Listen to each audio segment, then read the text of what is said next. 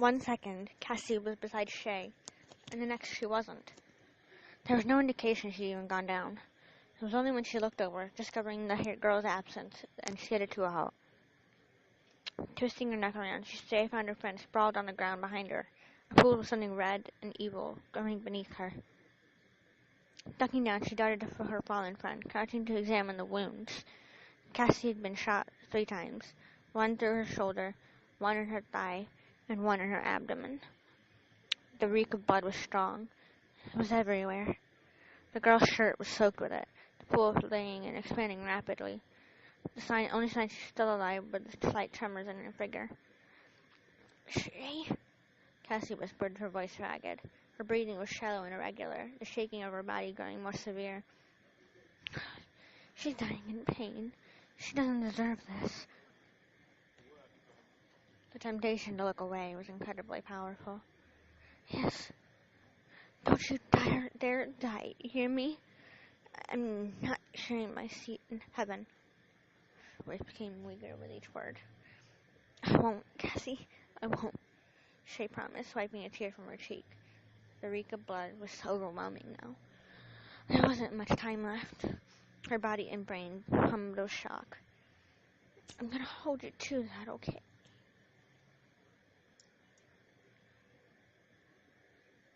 She didn't finish. Cassie hadn't even been down for 3 minutes. At least she didn't go slowly, she thought. It proved a little comfort, as she knew her friend wasn't even a target. This brave and broken girl threw herself in the line of fire. Okay. She finished, her words starting to snare in her throat. A single ragged breath escaped her chest as she gathered herself. It was a trying thing to witness someone die, the bloody death of that, especially a friend. And that's what'll happen to me if I don't get out of here. The first sound in several minutes whizzed over her head. It barreled straight into a window, sending tiny, sharp shards of glass everywhere. It was as if someone had snapped their fingers and removed Shay's haze of grief. But she was up and sprinting in seconds. She went straight for the edge of the street, throwing herself on the ground behind the protection of a car. A few more rounds, 3 or 4, shot through the air above the vehicle. More glass exploded, and the girl was covered in a shower of translucent shards, some slicing her skin. The pain was hot and sharp, but she knew she couldn't cry. Staying hidden was crucial. Hey, I found one! She looked up, horrified, to find 2 officers running in the front of the vehicle. How could they tell right away it was one of them? Clenching and unclenching her hands, she noticed an odd sticky sensation. Looking, she discovered her fingers were covered in blood. It was undoubtedly Cassie's. The wounds from the glass were hardly trickling. That's how they know. There was a click, and just enough time to duck before a bullet was sent into the metal of the car, beneath where her head had been seconds before.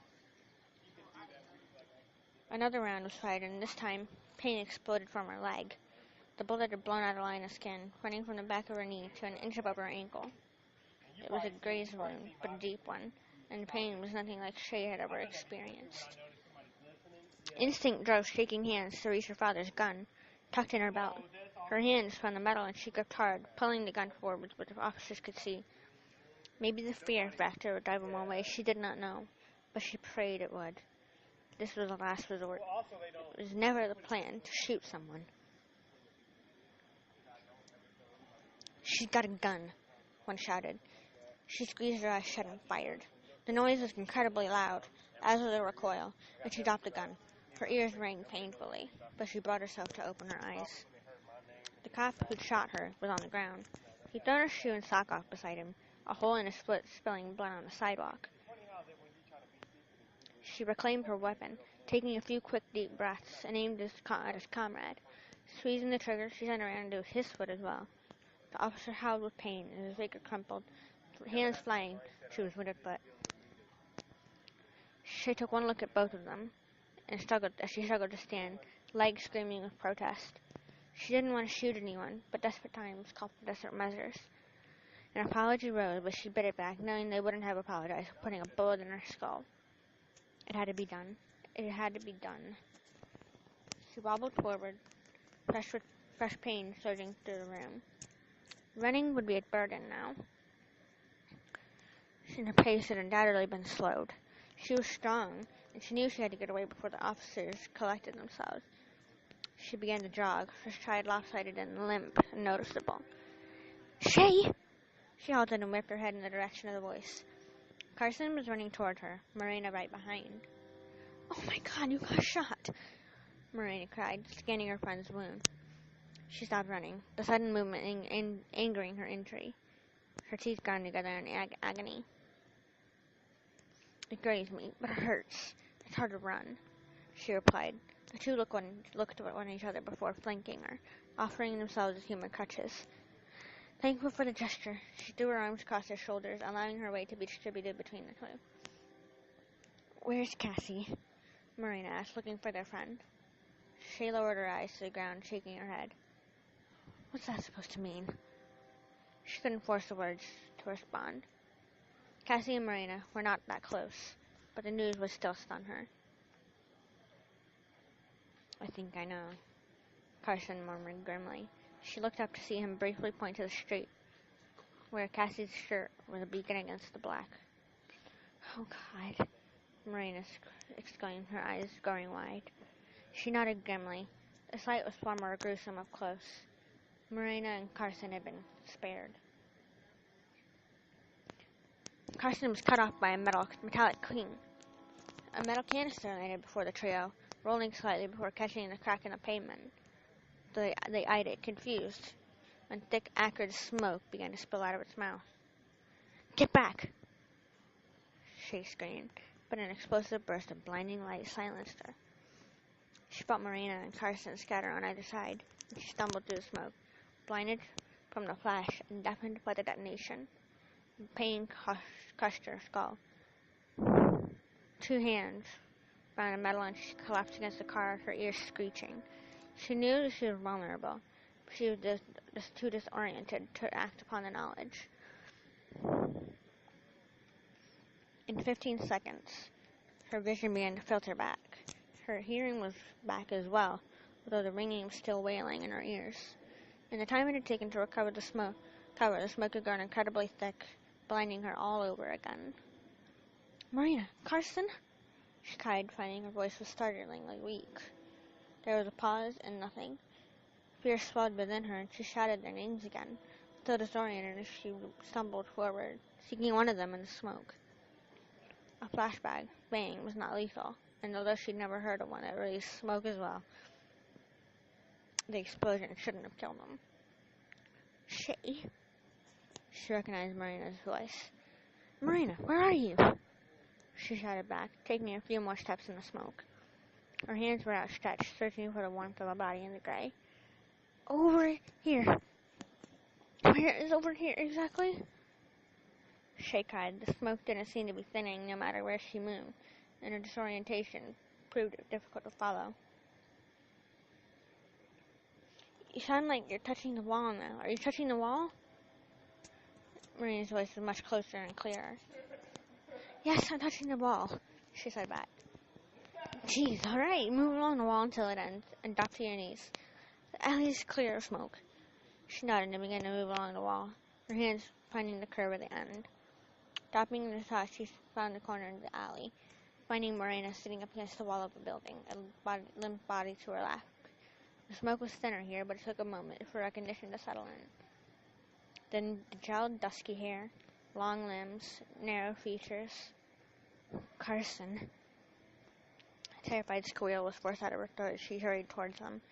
He appeared to be sleeping, his eyes closed and a peaceful expression on his face, but the blood slipping out of his ears told differently.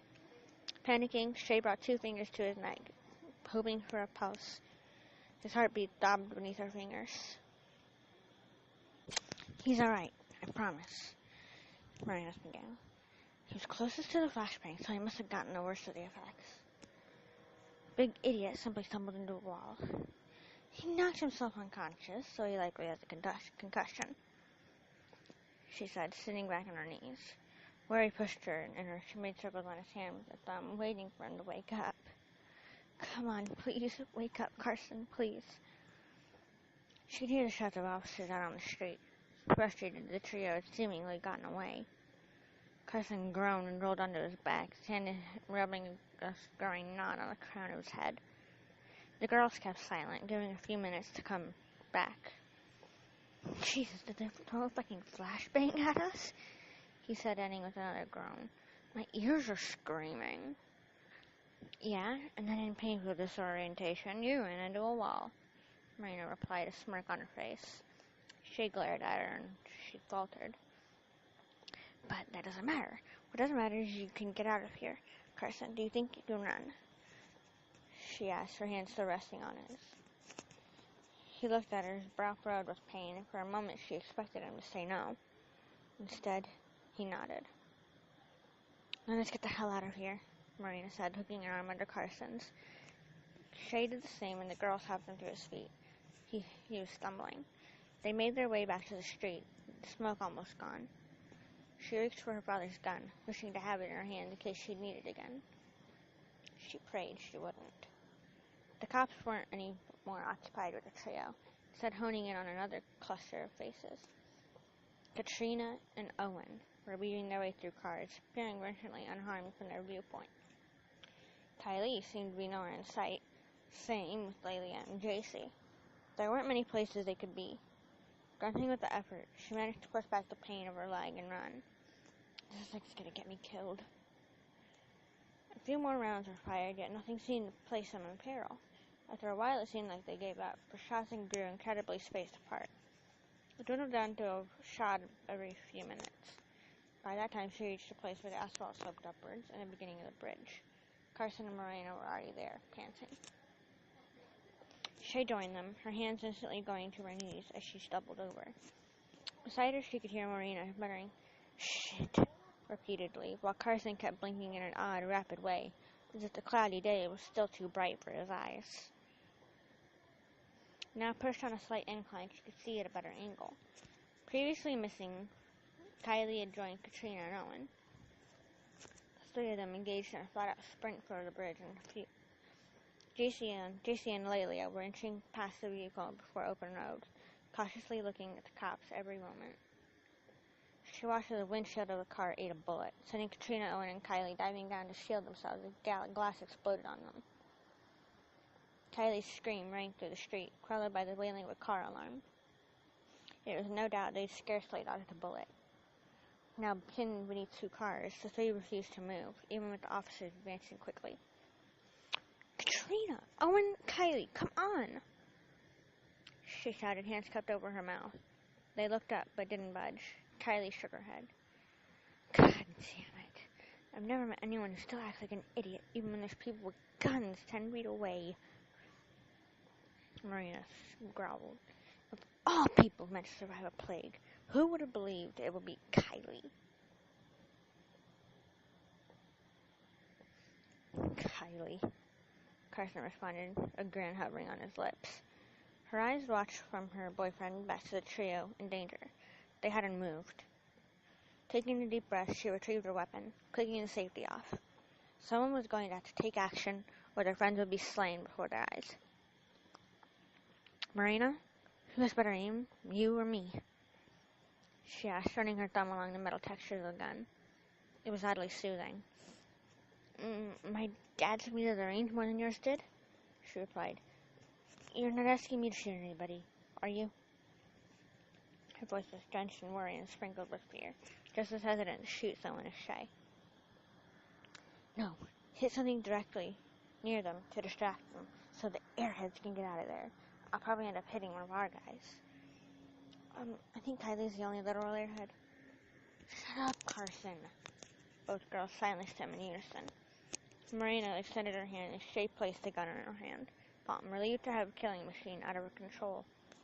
She watched as her friend raised her arms, both hands wrapped around the grip, dropping her head to take aim. She was poised so gracefully she'd taken this stance many times before. Lines of concentration formed on her face. One eye shut and another narrowed as she honed in on her target. It looked as if she was holding her breath, for her body was stilled with concentration. She covered her ears and mouth for Carson to do the same. She wished she'd been smart enough to do it earlier. He complied, nodding. If he does have a concussion, it's still going to be loud as hell to him, she realized. Even with her ears shielded, the noise was ear-splitting. The back window of a car very close to the officer exploded. Shiny shards stood zooming out toward them. She watched as 3 heads whipped one way and then the next, and they were off, instinct finally winning over.